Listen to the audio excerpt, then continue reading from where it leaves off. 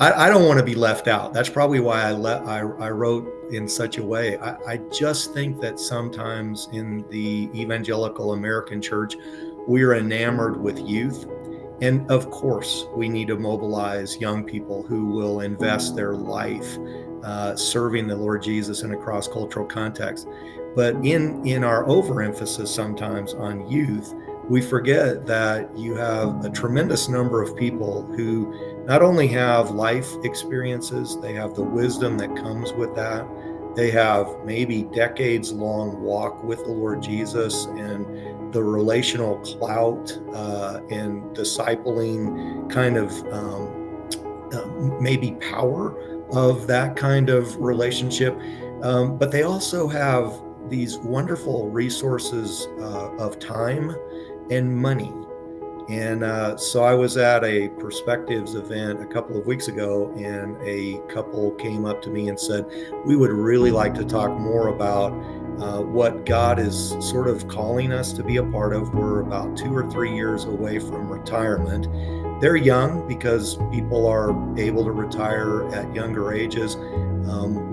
We tend to be healthier maybe than we were 50 years ago. And so we're living longer. We have a lot of vitality.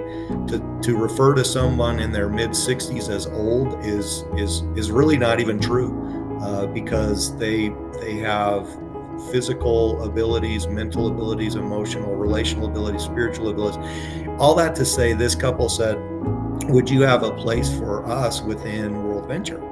And so we talked a lot about our Pathfinders approach, because they're at a place where they wanted to invest longer periods of time with long-term global workers, and they had the resources to do that. They had time in retirement, and they probably have money. They could probably self-fund their way into that kind of endeavor.